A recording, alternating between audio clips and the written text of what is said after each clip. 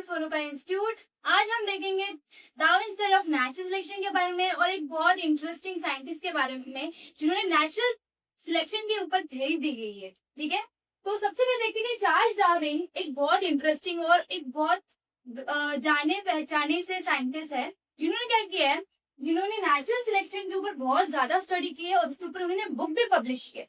अभी Charles Darwin क्या कहते हैं, चार्ल्स डार्विन कहते हैं कि जो भी ऑर्गेनिज्म इस दुनिया में आए हैं, है ना, तो वो क्या कर रहे हैं, एक दूसरे के साथ कंपटीशन कर रहे हैं। अगर आपको यहाँ पे जिंदा रहना है, समझ लो ये पूरी लाइफ का एक कंपटीशन है, और अगर आपको यहाँ पे सस्टेन करना है, यहाँ पे जिंदा रहना है, तो आपको एक दूसरे से कंपटीशन करनी पड़ेगी और फिर जाके आप यहाँ पे जिंदा रह सकते हैं। एग्जाम्पल ले लेते हैं, for example tiger and deer, है ना, इनमें से अगर जो स्ट्रॉन्ग होगा वो क्या करेगा, वीक वाले को सप्रेस्ड कर देगा।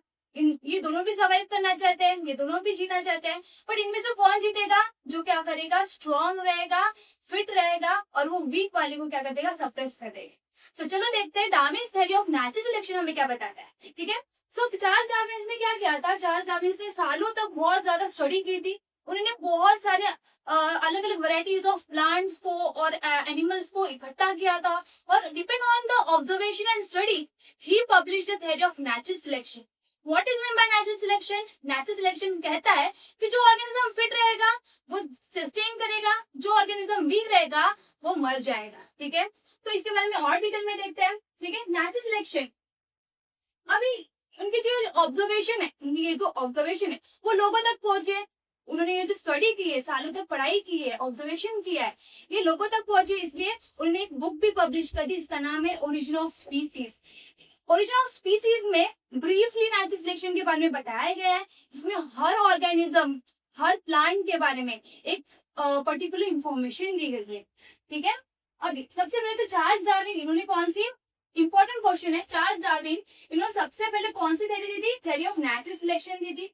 कौन से बुक में इन्होंने नेचुरल सिलेक्शन के बारे में ब्रीफली एक्सप्लेन किया है, ओरिजिन ऑफ स्पीसीज। ओके, तो ये बहुत फेवरेट क्वेश्चन है कि डार्विन जो अपना चार्ल्स डार्विन है, जो साइंटिस्ट है अपने, उन्होंने कौन सी बुक पब्लिश की थी, वो है ओरिजिन ऑफ स्पीसीज। ओके, अब ये जब ये नेचुरल सिलेक्शन के बारे में बता रहे थे तो उन्होंने बोला कि ये एक लाइफ का एक कॉम्पिटिशन है, और हर ऑर्गेनिज्म जो इस जिंदगी में आए, इस अर्थ पे आए, वो क्या कर रहे हैं, एक दूसरे के साथ कम्पीट कर रहे हैं। ओके, और एक दूसरे के साथ कम्पीट करके वो सर्वाइवल के लिए कम्पीट करे, खाने के लिए कम्पीट करे।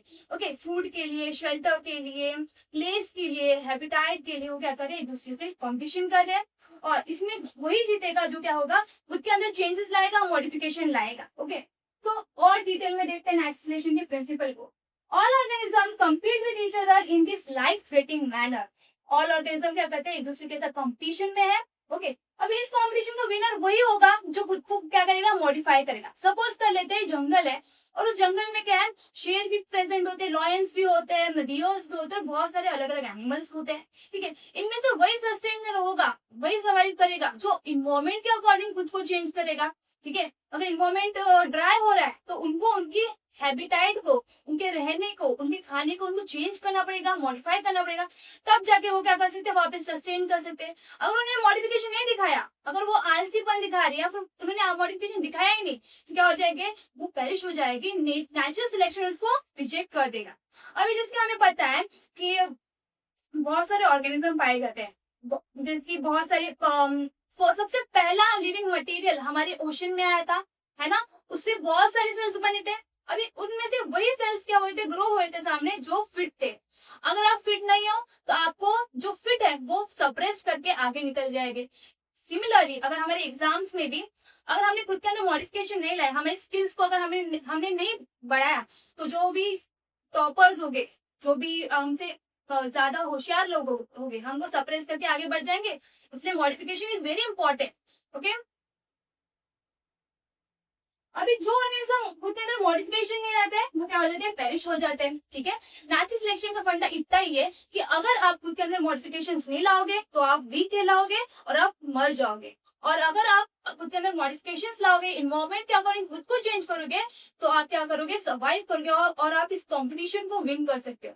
अब ये जो हेल्थी ऑर्गेनिजम्स है जिन्होंने कंपटीशन को विन कर लिया है, ये क्या करते हैं, रिप्रोडक्शन करते हैं और अपने बेबीज को क्या करते हैं, बर्थ देते हैं, और उनके बेबीज उनके कैरेक्टर्स से सिमिलर होते हैं, जो हम हेरिटेज एंड इवोल्यूशन चैप्टर जो है हमारा, उसमें और डिटेल में पढ़ सकते हैं। ओके, ट्रांसक्रिप्शन ट्रांसलेशन में हमने देखा है कि कैसे characters parents to their offspring क्या होते हैं, ट्रांसफर होते हैं। ठीक है, अभी चार्ल्स डार्विन ने ये थ्योरी तो दी है, पर इसके रिलेटेड, इसके अपोज में क्या है, ऑब्जेक्शंस भी बहुत है। अगर आप कोई भी आइडिया लेके जाओगे, तो ऐसे कुछ लोग होंगे जो आपके आइडिया को इंकरेज करेंगे, आपको इंकरेज करेंगे, बट कुछ ऐसे लोग होंगे जो आपके आइडिया पे ऑब्जेक्शंस उठाएंगे।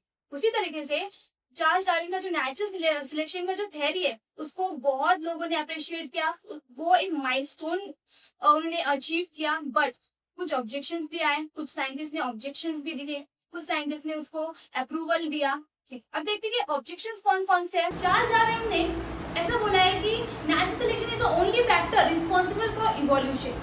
ओके, उन्होंने हेरिडिटी के बारे में, उन्होंने म्यूटेशंस के बारे में, चेंजेस के बारे में कुछ नहीं कहा है ना, क्योंकि पेरेंट्स से अगर कोई कैरेक्टर चाइल्ड में जा रहा है तो एज इट इज जाएगा कि नहीं, म्यूटेशन के साथ साथ जाएगा, थोड़ा बहुत उसमें म्यूटेशन होगा और वो साथ साथ जाएगा।